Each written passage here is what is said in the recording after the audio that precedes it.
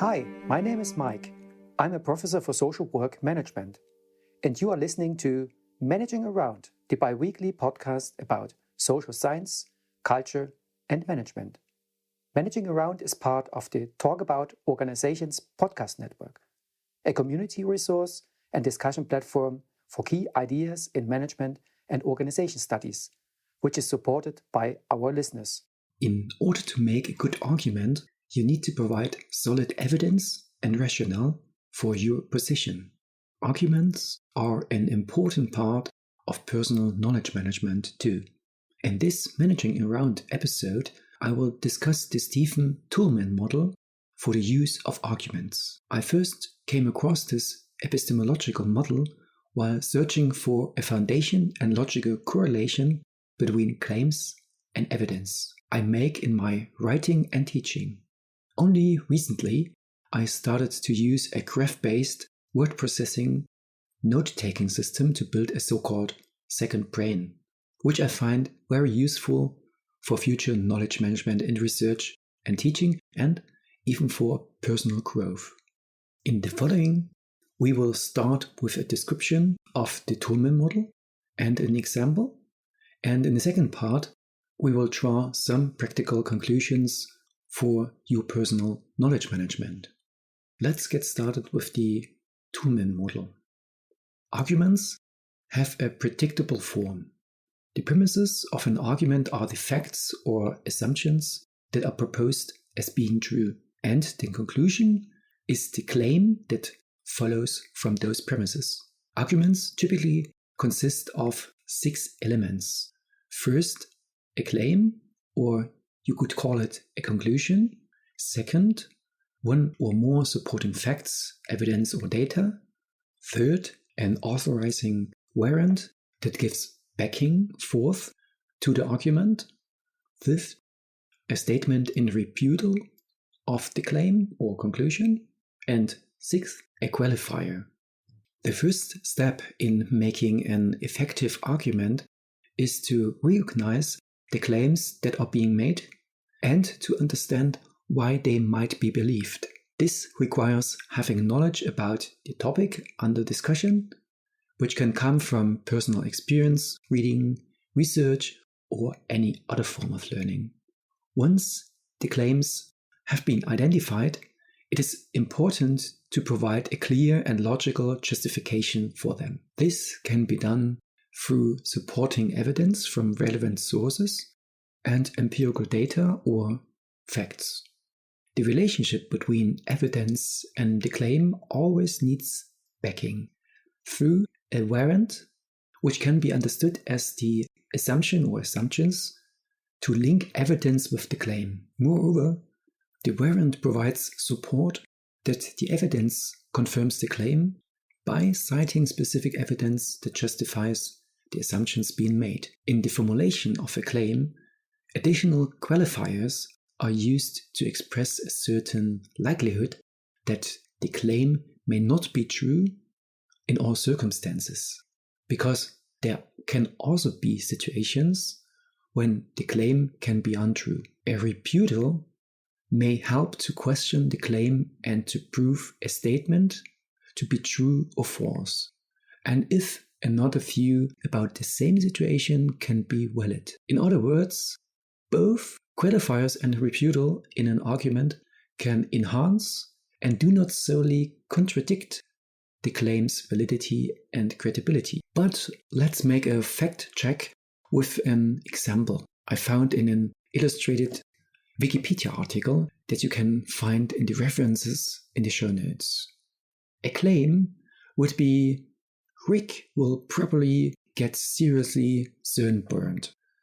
Evidence that supports this claim could be, Rick has fair skin, red hair and freckles, and he sunbathed all day yesterday. A qualifier in this argument could be, probably, Rick will probably get seriously sunburned.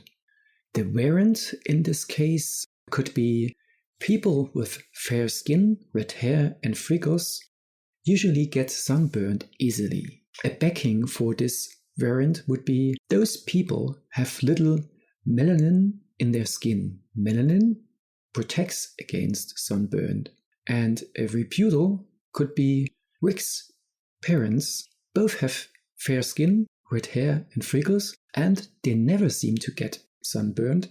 However much they sit outside and do sunbathing all day. In the second and last part of this podcast, we will draw some practical conclusions to personal knowledge management. In the following, we want to approach this model from a more practical perspective. Here are some tips for managing your own knowledge effectively. Step 1. Collect and organize information. It is pertinent for good personal knowledge management to start with the collection of relevant material, information, and evidence about your research questions. This data needs to be organized with a reference manager, note-taking app, or any other system that helps you to collect your thoughts. You need to decide what belongs to the so-called idea storage. This is the place where new information and material could be stored, and what belongs to the so-called idea factory. This is where you can save your inspirations and personal thoughts and deconstruct the information you have collected to integrate them in your personal knowledge management system. There are many systems available, such as Obsidian, Room Research, Looksack, and many other new apps. Step 2. Document your own knowledge. Don't be too much concerned about how to organize your knowledge management system, as this can only be done up to a certain level. But be aware of the fact that you need to document your own thoughts, ideas, and conclusions. The process of knowledge management is about organizing your thoughts and ideas and conclusions in some specific system. Especially highlights in a book or post-its are only useful if you connect your valuable thoughts with one another and to retrieve and query them later to answer your questions. To be effective in knowledge management, you need to be as much organized as you remember later what you have read, seen, or heard. Step 3. Share and utilize knowledge with others. Even more important about documenting your thoughts, ideas, and conclusions is that you can remember and share them with others to improve your understanding of the subjects that matter to you. Having said this, new insights can be processed in the form of blogs, podcasts, vlogs, or magazine articles, or research papers. We will now round up our podcast today with some conclusions. To sum up, being able to make a good argument is important in all aspects of life. These tips will help you managing your own personal knowledge effectively. In this podcast, we first started with a brief introduction to Stephen Toulmin's model for the use of arguments. Toulmin notes that arguments typically consist of 6 elements. First, a claim or conclusion. Second, one or more supporting facts, evidence, or data. Third, an authorizing warrant that gives forth backing. Fifth, a statement in rebuttal of the claim or conclusion. And sixth, a qualifier.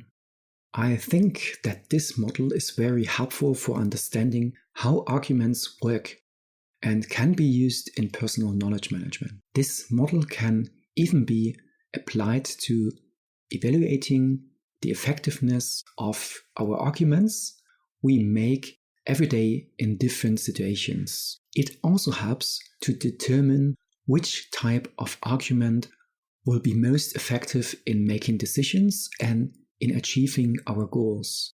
This model can also help us identify potential issues with our arguments and make necessary adjustments before presenting and sharing them with others. If you are interested in more of this sort of knowledge, you find the referenced text from Toulmin in the show notes. Thank you for listening. Managing Around, the bi-weekly podcast about social science, culture, and management. Managing Around is part of the Talk About Organizations podcast network, a community resource and discussion platform for key ideas in management and organization studies, which is supported by our listeners. If you liked this episode, please leave a review on your favorite podcast website. There's also a link in the show notes. If you've got any thoughts on this episode, or if you've got any idea about new podcast topics or questions you'd like to discuss, send me an audio file or voice note to hi@profmanagement.de. For any non-audio comments, drop a tweet or DM to @profmanagement on Twitter or Instagram, please. For more information, visit my website www.profmanagement.de. Thank you for listening and see you next time.